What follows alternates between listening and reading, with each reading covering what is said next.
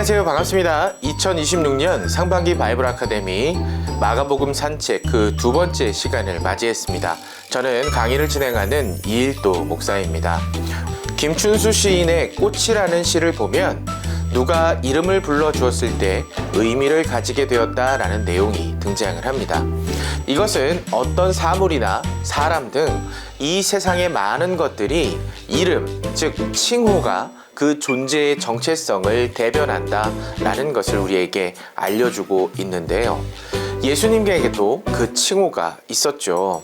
바로 그 칭호들은 특별히 예수님이 어떠한 분이신지를 분명하게 말해주는 칭호들이라고 할 수가 있을 것 같습니다.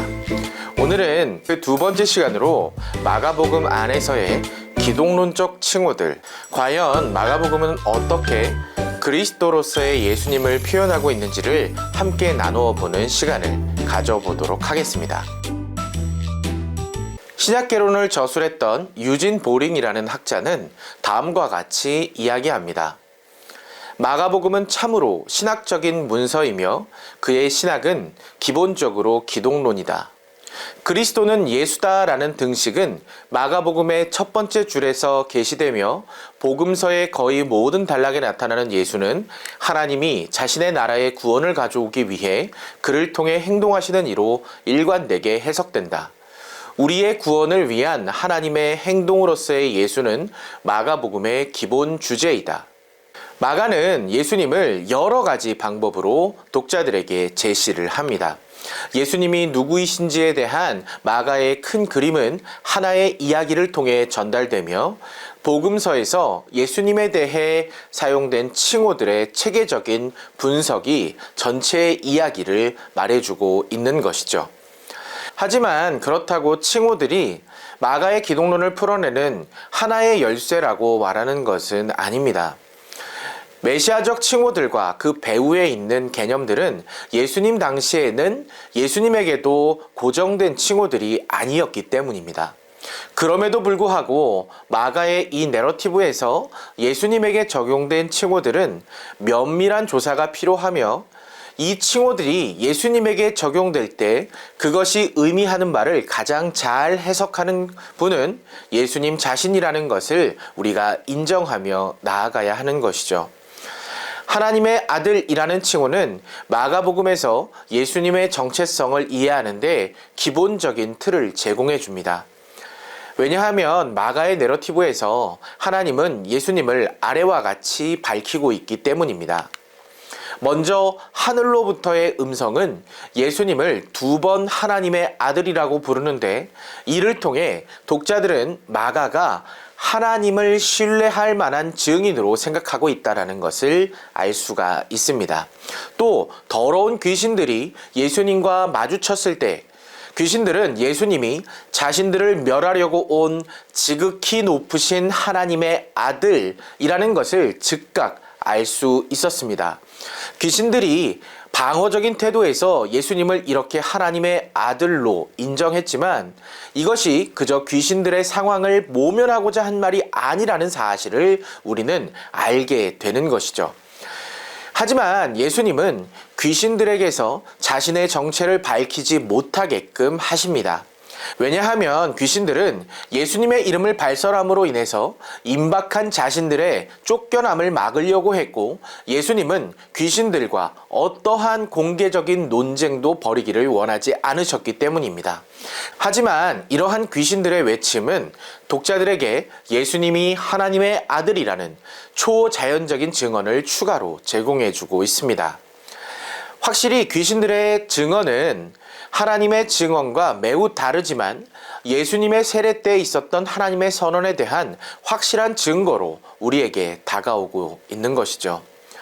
그러나 내러티브에 등장하는 인물들은 귀신들의 이러한 외침에도 어떠한 반응도 보이지 않습니다. 그들은 그 외침을 듣지 못하였거나 아니면 그것이 무슨 뜻인지 이해하지 못했을 것이기 때문입니다. 우리는 마가복음 안에서 예수님이 하나님의 아들로 밝혀지시는 사건들에 대해서 공감하는 그리고 적대하는 이라는 두 개의 카테고리로 나눌 수 있을 것입니다. 하나님의 선언들이 예수님을 사랑하시는 성부 하나님의 공감의 외침이었다면 귀신들의 외침은 자신들이 쫓겨나는 것을 막아보자 하는 적대적인 외침이었기 때문이죠. 내러티브에 나오는 등장인물의 두 가지 선언 역시 이 두 카테고리에 배치될 수 있을 것입니다. 대제사장은 예수님을 신문하는 과정에서 네가 찬송받을 이의 아들 그리스도냐? 라고 하는 적대적인 질문을 던집니다. 그에 반해 백부장은 예수님의 십자가 죽음을 보고 이 사람은 진실로 하나님의 아들이었다라고 공감을 합니다. 대제사장은 예수님을 위협으로 인식해서 파멸시키려고 합니다. 예수님에 대한 이러한 적개심은 그를 귀신들과 한편인 저들의 카테고리에 위치시키게 만듭니다. 반면 예수님의 죽음을 목격한 후에 백부장이 보여준 예수님에 대한 분명한 지지선언은 백부장을 하나님의 관점과 일치하는 자의 카테고리에 위치시킵니다. 여러분에게 나누어드린 강의한 안의 표와 그리고 아래 지금 나오고 있는 이 표를 참고하시면 더욱 좋을 것 같습니다. 하나님은 예수님의 공생의 시작 이전에 있었던 요단강에서의 세례 때에 예수님을 내 아들이라고 선언하십니다. 또한 하나님은 예수님의 예루살렘 여행 시에 있었던 변화산에서의 변형 사건을 통해 다시 한번 예수님을 내 아들이라고 선언하시죠. 그 직후에 예수님은 제자들에게 자신이 고난을 당하고 죽임을 당하고 다시 살아나게 될 것을 선언하십니다. 변화산에서의 사건 이후에 예수님은 십자가를 향한 진정한 여정을 시작하시게 되는 것이죠. 예수님의 지상사역은 하나님의 계획하심에 따라 십자가 죽음을 통해 절정을 맞이하게 될 것입니다. 예수님의 십자가 죽음은 백부장을 통하여 학자들이 마가복음의 기독론적 진술의 절정이라고 부르는 선언이 나오게끔 만들었습니다. 이 사람은 진실로 하나님의 아들이었도다 라는 백부장의 선언은 예수님이 숨을 거둔 후인 지금만이 예수님이 진실로 다른 사람을 위하여 대속의 고난을 당하는 하나님의 아들이었음을 파악할 수 있다라는 것을 의미합니다. 처형 집행자 중에 한 사람이었던 백부장이 이 진리를 파악한다는 것은 정말로 놀라운 일이고 나아가 누구나 그렇게 할 수 있다라는 것을 우리에게 증거하고 있는 것이죠. 하지만 백부장의 이러한 이 진술이 기독론적인 고백이라는 주장에 이의를 제기하는 사람들도 분명 존재합니다. 한 로마의 군인이 기독교의 핵심적인 고백을 선포할 수 있다라는 것이 일부 사람들에게는 너무 놀라운 일로 여겨져서 믿기지 않았기 때문입니다. 왜냐하면 로마 군인의 황제에 대한 충성은 너무나도 절대적인 것으로 여겨졌기 때문에 어떤 직업군인이 십자가에 못 박힌 사람에게 경의를 표하기 위해서 자신의 직책을 걸었던 것이라고 마가의 독자들이 믿지 못했을 것이기 때문입니다. 특히나 만약 그러한 고백으로 인해서 자신이 반역죄로 처형될 수 있는 가능성이 있었다라는 전제를 생각해 보면 백부장의 이러한 고백은 잘 이해가 되지 않는 것이죠. 예수님의 십자가에 달려있던 죄표의 글과 유대인들은 예수님을 유대인의 왕으로 조롱합니다.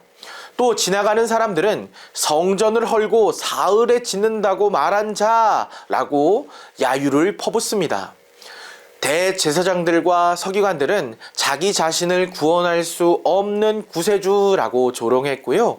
이스라엘의 왕 그리스도라고 부르며 십자가에 내려와 믿을 수 있게 해라 라고 예수님을 또한 희롱합니다. 다른 구경꾼들은 엘리야가 그를 구해줄 것이라고 빈정되기도 했습니다. 어떤 이들은 이에 관련해서 예수님이 돌아가시자 백부장이 그래 맞아 이 친구는 하나님의 아들이었네 라고 조롱을 한 것이라고 주장하기도 하죠. 왜냐하면 하나님의 아들이면서 어떻게 이렇게 비참하고 수치스럽게 죽음을 당할 수 있는가 하는 것이 그렇게 주장하는 이유가 되는 것입니다. 그러나 위와 같은 주장은 분명한 잘못이고 거기에는 몇 가지 이유가 있습니다. 첫째로 적대적인 구경꾼들이 던진 이전의 말들은 분명히 조롱이라고 명시가 되어 있습니다. 지나가던 자들은 모욕을 가했고 대제사장들과 서기관들은 조롱하였습니다. 예수님과 함께 십자가에 못 박힌 자들은 예수님에게 욕을 하였습니다. 따라서 백부장의 발언은 비꼬 와서 조롱하려고 한 것이 아니다라는 것을 우리가 알 수 있게 되는 것이죠. 둘째로 백부장의 진술 맨 앞에 확실히 라는 뜻의 헬라어 알레도스라는 부사가 나온다라는 점입니다. 이 부사는 신약성경에 많이 쓰이고 있는데 냉소적인 발언의 앞머리에는 절대로 쓰이지 않는 단어입니다. 이것은 백부장의 진술이 논쟁의 여지가 없는 사실, 즉 예수님에 대해 기독론적인 발언을 한 것으로 받아들이면 된다라는 것을 의미하고 있습니다. 마가는 백부장 개인의 믿음에는 관심이 없어요. 즉 백부장이 자신이 말한 것을 완전히 이해하고 있었는지 없었는지는 마가의 관심사가 아니라는 겁니다. 마가는 최고의 기독론적인 확언으로서 그의 선언에만 관심을 기울일 뿐입니다. 그러니까 마가의 독자들이 백부장과 그의 믿음의 한결같음에 대해 무엇을 생각하느냐가 아니라 그들이 예수를 누구라고 생각했어야 하는가 하는 중요한 질문을 던지고 있는 것입니다.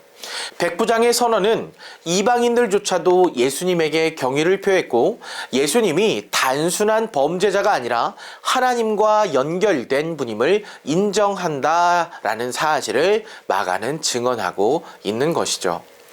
백부장의 선언은 예수님을 메시아라고 했던 베드로의 고백과도 너무 닮아 있습니다. 이 말이 무슨 말이냐 하면 베드로의 이러한 고백은 물론 신학적으로 완벽한 고백이었지만 예수님이 메시아라는 것이 무엇을 의미하는지에 대한 이해는 없었다라는 것이죠. 예수님이 십자가에서 못 박혀 죽은 후에야 베드로는 하나님이 보내신 메시아가 어떤 분인지 더 깊은 이해를 할 수 있었습니다. 예수님이 하나님의 아들이었도다 라고 하는 이 백부장의 고백 또한 너무나도 정확한 고백이지만 원문에서 과거 시제가 사용되고 있었다라는 것으로 볼 때 이 고백이 온전한 고백이 아님을 우리가 알 수 있습니다. 물론 그 수정은 예수님이 부활하신 이후에나 이루어질 것입니다. 백부장은 예수님이 죽음에 이르는 것만을 보았고 예수님이 하나님에 의해 다시 살아나게 되리라는 것은 아직 깨닫지 못했기 때문이죠. 베드로와 백부장의 이 두 고백은 이 복음서가 하나님의 아들 예수 그리스도의 복음의 시작이라고 밝히고 있는 우리가 지난 시간 나누었던 그 서론에서의 선언에 대해서 다시 한번 생각하게 하는 그러한 것이 되어주는 것입니다. 그리고 마지막으로 백부장의 고백이 냉소적인 조롱이 아니었다라는 것은 마가복음에서 십자가에 못 박히는 장면이 세례 장면과 연결되기 때문입니다. 찢어지다 라고 해석되는 스키초메노우스라는 동사는 마가복음의 이 두 부분에만 등장을 하고 있습니다. 먼저는 예수님이 세례를 받으실 때 하늘이 갈라졌다라는 표현이죠. 성령이 비둘기같이 내려오신 그 장면 말입니다. 그리고 예수님이 십자가에서 죽으셨을 때에 성소의 휘장이 위에서 아래로 찢어졌다라고 했을 때 이 동사가 사용이 된 것입니다. 이 동사의 사용은 예수님의 지상사역의 시작과 끝에서 하나님의 아들로서의 예수님의 정체성을 선포하는 선언문으로서 수미상관의 구조를 가지고 있다라고 발견할 수가 있는 것이죠. 이 두 구절 사이에는 세 가지의 추가적 연결고리가 있습니다. 첫 번째 연결고리는 예수님은 세례 요한에게 받으시는 이 세례에 대해서 자신의 죽음을 위해 나아가기 위하여 받는 세례로 인식하셨다라는 것입니다. 두 번째 연결고리는 80피트, 그러니까 약 24m에 달하는 성소의 바깥 휘장은 하나님만이 접근하실 수 있는 하늘을 묘사하는 것이라는 사실입니다. 성전 안에 있는 휘장의 본질을 아는 사람들이라면 휘장에 대한 마가복음 안에서의 찢어짐에 대한 표현이 하늘이 찢어진 것과 유사한 것이라고 생각했을 것입니다. 따라서 마지막 연결고리는 묵시적 관점에서의 주장으로서 휘장이 위에서부터 아래로 찢어지는 것은 예수님이 세례를 받으실 때에 하늘이 갈라진 것과 상징적으로 동등하다라는 것이죠. 하늘의 갈라짐을 통해 하늘에서 들려오는 예수가 내 사랑하는 아들이라 말씀하시는 성부 하나님의 선언을 듣게 되는 것처럼 하늘을 상징하는 휘장이 찢어짐을 통해 백부장을 포함한 모두는 초자연적인 관점에서 십자가에 못 박혀 죽어 있는 저 예수님이 하나님의 아들임을 깨닫게 되는 것입니다.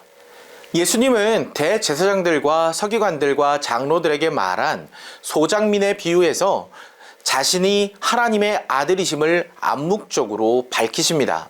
포도원 주인은 포도원 소출 중 자신의 몫을 거두기 위해서 여러 번 종을 보내지만 매번 모진 대접을 받았고 일부는 죽임을 당했습니다.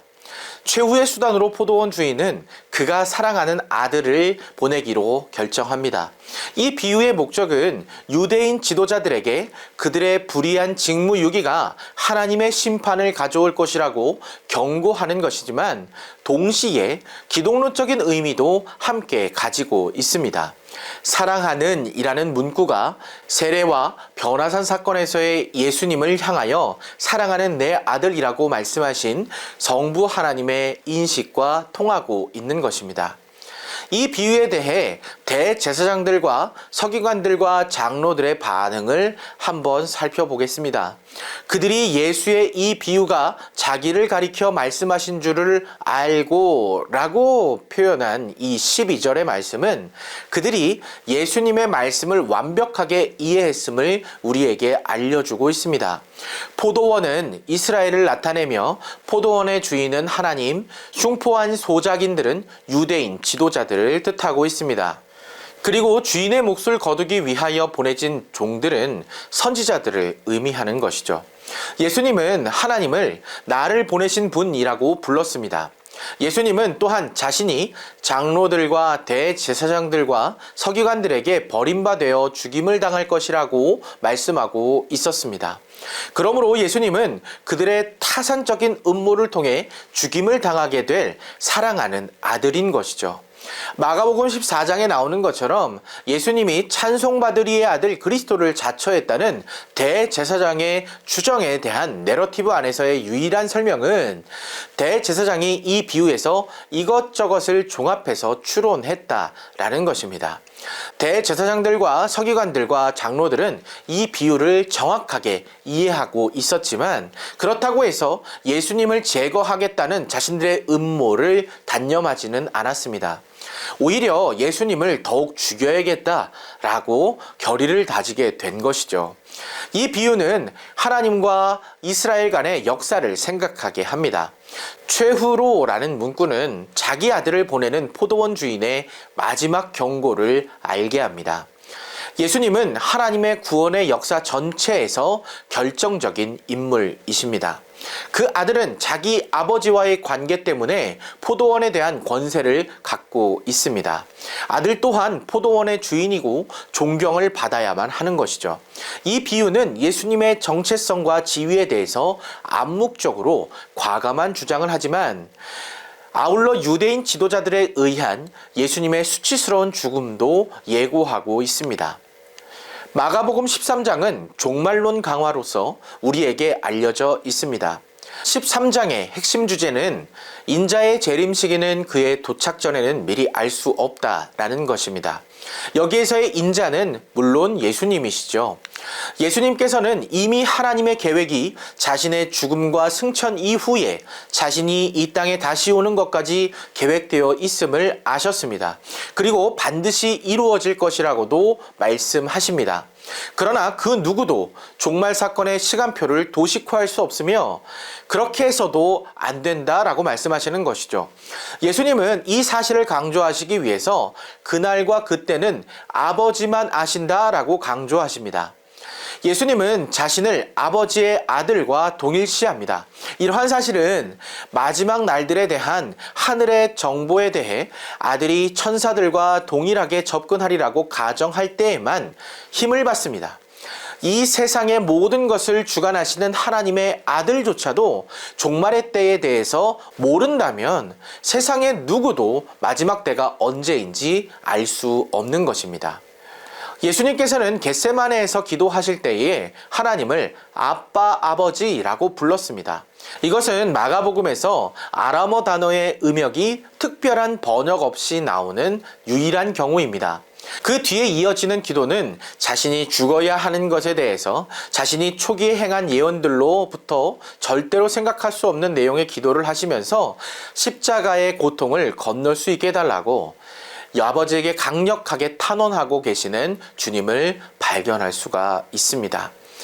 미국 출신의 예수의 사제인 피츠마이어는 기독교 이전 문헌이나 1세기 팔레스타인의 유대교 문헌에서 아빠가 어떤 의미에서든지 개인에 의해 하나님을 부르는 말로 사용되었다는 증거는 없다라고 말하고 있습니다.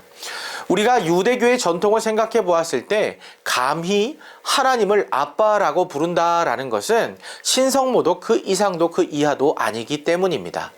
아빠라는 단어는 가부장적인 가정에서 아들이 아버지를 부를 때의 공손한 친밀함을 표현하는 단어라고 알려져 있습니다. 그러니까 예수님께서 하나님을 아빠라고 부르셨다는 것은 두 분의 관계가 어떠한 관계인지를 우리에게 잘 설명해 주는 것이라고 할 수가 있는 것이죠. 제자들은 예수님께서 하나님을 이렇게 부르는 것에 대해 강렬한 인상을 받았던 것이 틀림이 없고, 그래서 그것은 헬라어를 사용하던 초대교회에 전수되어서 전통으로 보존되었습니다. 아빠를 번역하지 않는다라고 말이죠. 공회 앞에서 신문을 받는 동안 대제사장에게 예수님께서 말씀하신 그 대답은 마가복음에서 기독론적으로 중요한 또 다른 부분입니다. 대제사장과 공회는 예수님이 성전에 대하여 신성모독의 죄를 범했고 그렇기 때문에 하나님에게도 신성모독죄를 범했다고 증언해 줄 증인을 찾고 있었습니다. 그 증인들이 위증을 하도록 매수된 것인지에 대해서는 상관없이 그들이 거짓 증언을 하고 있다고 말하면서 그들의 증언도 서로 일치하지 않아서 예수님을 정죄하여 죽이려는 계획에 차질이 생겼다고 덧붙입니다. 당황한 대제사장은 하나님을 에둘러 말하는 표현을 사용하면서 네가 찬송받으리의 아들 그리스도냐 하고 묻습니다. 1장 1절에 나타났던 두 칭호인 메시아와 하나님의 아들이 내러티브에서 처음으로 함께 다시 나타나는 장면입니다. 또한 처음으로 예수님은 공개적으로 자신의 정체성을 밝히시면서 내가 그니라 하고 응답하셨습니다. 예수님께서는 자신에 대해서 유죄인 것처럼 대답하고 자신이 신성모독의 죄를 범했다는 그들의 편견을 확증하는데 그들이 필요로 하는 모든 증언을 제공해 주십니다. 그것은 예수님이 이미 예언하셨던 것처럼 대제사장들과 공회가 로마 총독이 예수님을 처형하도록 유도할 모종의 방법을 모색하는 것을 보장해주고 있는 것이죠. 이 대답은 예수님의 메시아 주장과 그의 하나님과의 관계에 대한 마가의 이해를 드러내는 데 있어서 결정적인 역할을 합니다. 내가 그니라 하는 표현은 예수님 자신의 기독론적인 선언인 것입니다. 내러티브에서 하나님이 이전에 선언하셨던 너는 내 사랑하는 아들이라 라는 선언이 예수님 자신의 증언이 된 것입니다. 예수님은 하나님이 자신에게 시작으로 선언하셨던 것을 대적들 앞에서 공개적으로 말씀하셨습니다. 이 고백은 진리를 밝히기에 가장 적절한 한순간에 이루어진 것입니다. 왜냐하면 그리스도와 하나님의 아들로서의 예수님의 정체성은 십자가에 못 박히고 죽은 자들 가운데서 다시 살아나게 될 하나님의 계획하심에서 분리될 수가 없기 때문입니다. 자신이 겪어야 하리라고 스스로 예언했던 고난과 수모는 이미 시작되었습니다. 우리는 이러한 상황 속에서 그를 하나님의 아들 메시아로 볼 수 있다라는 신비를 이해해야만 합니다. 예수님의 고백이 신성모독이라는 대제사장의 반응을 볼 때 예수님의 죽음은 어떠한 체제를 전복하기 위해서 많은 사람들이 모함한 것처럼 가상의 정치적 활동에 의해서가 아니라 예수님 자신의 기독론적 주장에 의해 촉발된 것임을 우리가 분명하게 알 수가 있습니다. 자신의 질문에 시인하는 예수님의 답변을 들은 대제사장은 격노하여 자신의 옷을 찢습니다. 이어서 그러한 신성모독하는 자를 죽음에 처해야 마땅하다고 소리를 지릅니다. 예수님은 자신의 메시아 되심으로 인해서 십자가에 못 박히셨습니다. 예수님은 마가복음 1장 1절에서 메시아로 밝혀집니다. 이 칭호는 너무나도 두드러지게 나타나기 때문에 우리는 마가가 그것을 예수님의 정체성을 이해하기 위한 근본적인 범주로 간주한다라고 가정해야만 합니다. 그러나 다음에 이어지는 내러티브는 이 칭호가 문제가 있다라는 것을 암시하고 있습니다. 마가복음에서 메시아라는 용어가 나타내는 것은 다른 6번 중 5번에서 이 칭호가 예수님의 사명이 무엇인지 이해하지 못하거나 그것에 대하여 적대적인 사람들의 입에서 나오고 있기 때문이죠. 하나의 예외가 있다면 마가복음 9장 41절에 있는 내용입니다. 누구든지 너희가 그리스도에게 속한 자라 하여 물 한 그릇이라도 주면 내가 진실로 너희에게 이르노니 그가 결코 상을 잃지 않으리라. 예수님은 자신의 죽음과 부활 후에 제자들이 박해받을 것이라고 경고하시지만 그리스도에게 속한 자라는 구절은 내러티브 안에서 시대착오적인 것으로 느껴지기도 합니다.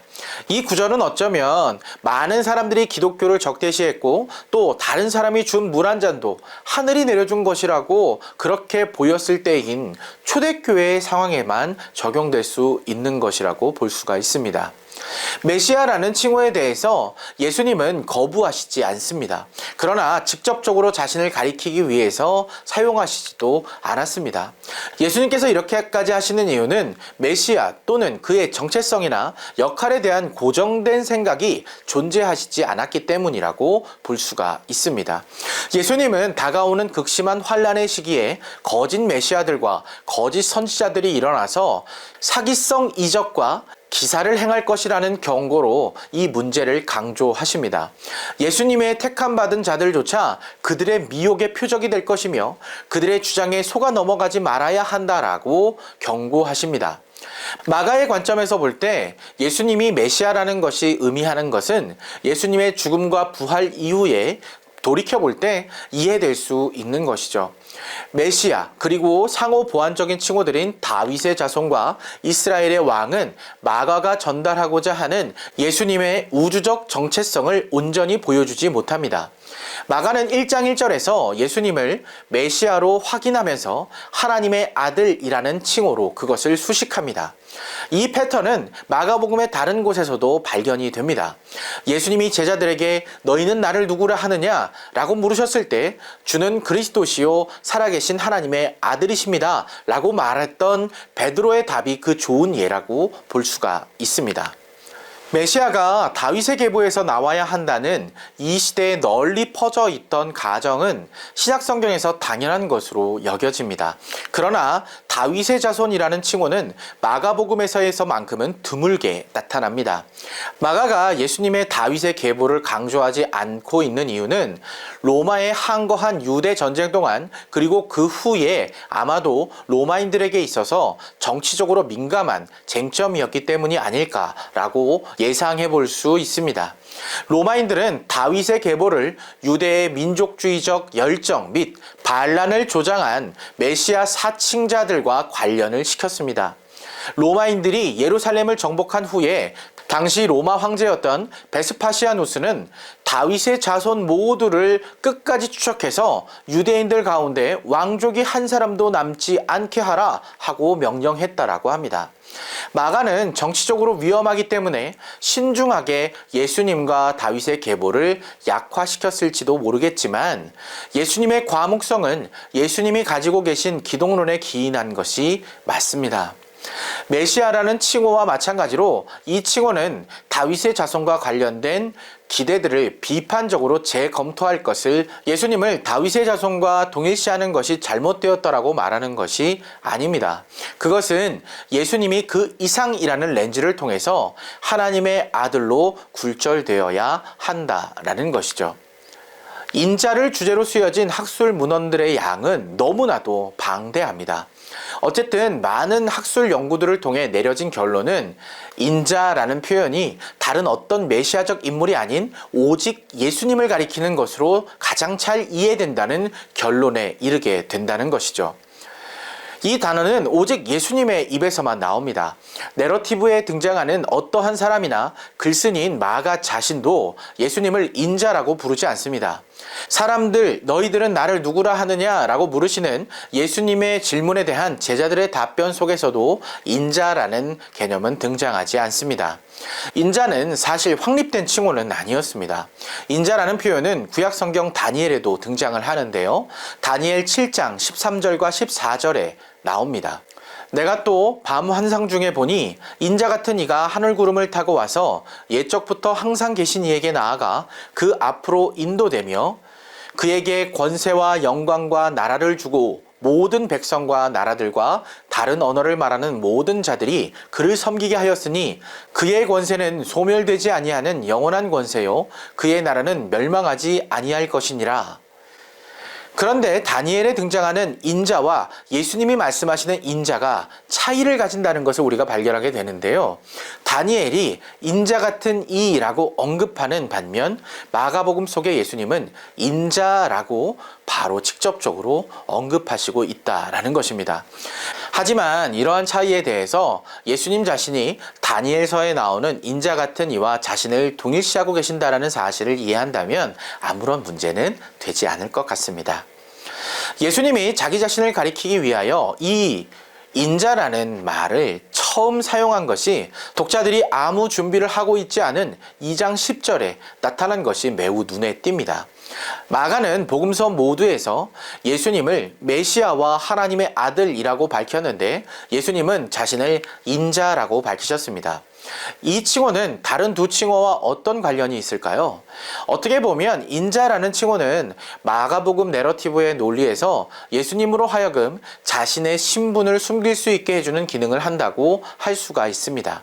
그러면서 하나님의 아들로서의 신성을 그의 인성이라는 편리한 모순 밑에 숨기고 있다고 표현할 수가 있는 것이죠.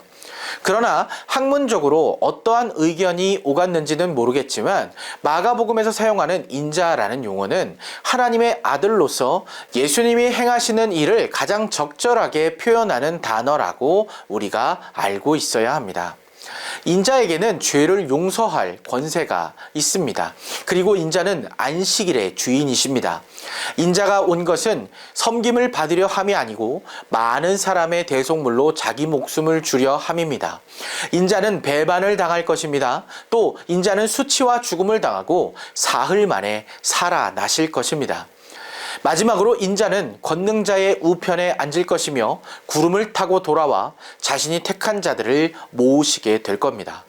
어쩌면 인자는 예수님 자신을 가리키는 독특한 호칭이라고 할 수가 있겠습니다.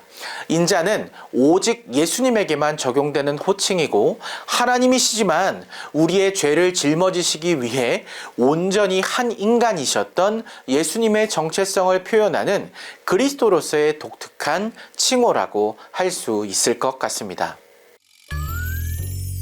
복음서의 가장 중요한 주제는 예수님입니다. 그리고 그 주제를 통해 우리는 하나님께서 우리를 얼마나 사랑하시는지를 직접적으로, 간접적으로 체험할 수가 있습니다. 마가복음은 예수님이 주인공이시지만 이 책은 우리를 위하여 쓰여진 책인 것이죠. 저는 이번 강의를 통해서 조금은 더 새롭게 우리를 위해 저 십자가의 놀라운 계획을 이루실 예수님과 더욱 친밀해지는 우리가 되기를 간절히 소망합니다. 다음 시간에도 함께 나눌 내용 기대해 주시고요. 남은 한 주간도 주 안에서 승리하십시오. 감사합니다.